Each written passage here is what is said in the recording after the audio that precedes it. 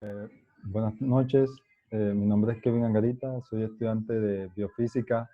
Vengo a hablarles un poquito sobre la introducción a los fenómenos de transporte. Los fenómenos de transporte estudian cómo la masa y el calor y la cantidad de movimiento se transfiere impulsando por un potencial, venciendo una resistencia y determinando así un cierto flujo de transferencia. Procesos fundamentales de transporte, transferencia de cantidad de movimiento, se refiere a la que se presenta en los fluidos en movimiento. 2. Transferencia de calor. En este proceso fundamental se considera como tal a la transferencia de calor que pasa de un lugar a otro. 3. Transferencia de masa. En este caso se transfiere masa de una fase a otra diferente. El mecanismo es básico mismo, ya sea que las fases sean gaseosas, sólidas o líquidas. Esto quiere decir que el flujo de energía y materia a través de los ecosistemas de energía para medir los ecosistemas lo reciben a partir de los rayos del sol. Aunque hay varias fuentes de energía, como las de la luna, también existe la energía isotérmica. Como la tiene esa energía los productos primarios que son las plantas y algunas bacterias que tienen la capacidad de realizar la fotosíntesis, o sea que tienen y convierten esa energía y crear una biomolécula para almacenar esa energía. Las plantas son los productores primarios, o también se le pueden decir que son autótrofos. Quiere decir que obtienen su propia comida a través de la energía del sol. ¿Y cómo hacen ellos para almacenar esa energía? La almacenan en unas moléculas biológicas. ¿Cómo esa energía fluye? A través del ecosistema. Hay consumidores primarios, son los que consumen a los productores primarios, porque así obtienen energía a través de los enlaces de los carbonos y otros enlaces que existen en las moléculas biológicas. Y puede usar esa energía para crecer, vivir y almacenar esa energía en su biomasa. Al pasar de un nivel trófico a otro, nada más se transfiere el 10% de esa energía. Y esa energía es la que se almacena en el siguiente organismo. La materia es reciclada, o sea que no se crea ni se destruye fácilmente. Los seres vivos corresponden a sistemas termodinámicos de tipo abierto, lo que significa que son capaces de intercambiar materia y energía con el entorno, por lo tanto necesitan continuamente el aporte de energía y materia para mantener su estructura y organización. Algo muy importante es que el transporte de la energía sucede a través de la membrana celular, que es una estructura elástica, fina y flexible, que está formada totalmente por proteínas y lípidos. Esta membrana consiste por una membrana bipílica en la cual cada capa tiene de grosor una molécula de fosfolípido que rodea de forma continua toda la membrana celular. Esta capa lipídica posee unos extremos solubles en agua, o sea, hidrofílico, y un extremo no soluble en agua, hidrofóbico. En esta capa lipídica hay dos tipos de proteínas integrales que hacen protección en las membranas y las proteínas periféricas, que solamente se unen a una superficie de estas. La mayoría de estas proteínas se puede convertir en proteínas transportadoras. Al interior de esta hay un paso de sustancia. Hay una pasiva sin gasto de energía y otra activa con gasto de energía.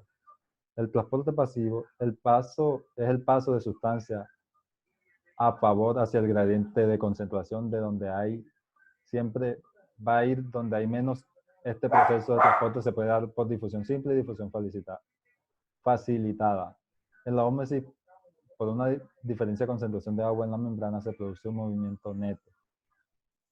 Que las células se hinchen o se contraigan, dependiendo del movimiento. En la difusión simple, hay un flujo neto de las moléculas a través de la membrana, sin que haya un aporte de energía en la membrana. Este flujo está diferenciado por medios de concentración que están separados por la membrana. Para la difusión facilitada se necesita una proteína transportadora. Esta proteína ayuda al paso de estas moléculas a iones a través de la membrana por su unión química. Transporte activo, el cual requiere un aporte de energía por parte de la célula, ya que se hacen contra el gradiente. Para este transporte necesitamos la introducción de proteínas de membrana que pueden tener actividad de ATP-ASA. Esta proteína que participan a menudo se le conoce como bomba, así como la bomba de agua, que utiliza la energía para mover una sustancia contra su gradiente de concentración. Dependiendo de la fuerza que le impulsa, lo podemos dividir en dos. Al transporte a través de la membrana que se acompaña por hidrólisis de ATP. Se lo denomina primario activo, la energía liberada del ATP o de algún fosfato de alta energía. Directamente empuja la sustancia para que cruce la membrana, modificando la forma de la proteína del transporte de la membrana. También tenemos un transporte secundario. En este, la transferencia a través de la membrana de un soluto en contra de su gradiente de concentración consume energía por el transporte de otros solutos de acuerdo a su gradiente de concentración. A su vez, el transporte secundario lo podemos dividir en transportes paralelos y cotransportadores. Transporte en masa es la endocitosis, que es el que engloba el englobamiento de las partículas que rodean a la célula mediante la formación de una invaginación que se cierra al fusionarse los bordes de la cavidad formada, dando a una vacuola que es liberada hacia el citosol y la exocitosis, que es lo contrario a la endocitosis. En este caso, la membrana se abre para permitir la salida de componentes celulares. Por este mecanismo se liberan muchos neurotransmisores y hormonas. La biofísica cumple un papel importante en la circulación de estas energías y de la sangre en el sistema. La circulación trata de atender la necesidad del organismo de la mejor manera, no solo por nutrientes, sino por funciones. La circulación se divide pulmonar y sistemática.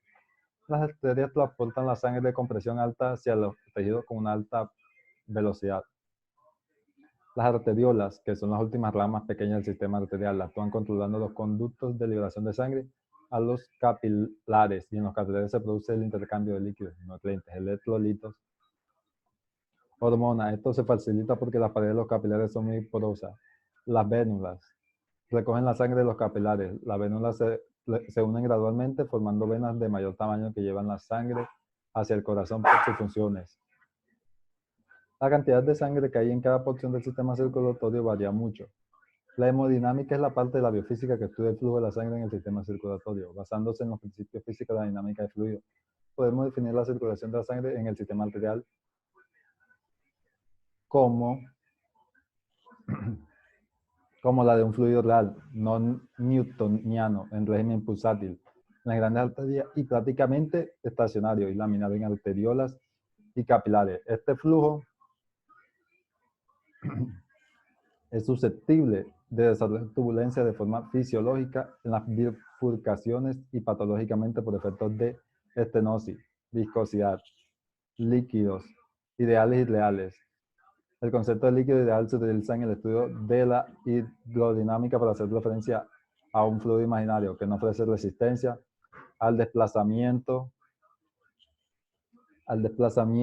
en él. Todas las láminas del fluido se desplazan a la misma velocidad. Se dice que el movimiento es de Bernoulli o sin rozamiento. Los líquidos reales, por el contrario, ofrecen cierta resistencia al desplazamiento de una lámina, entre otras.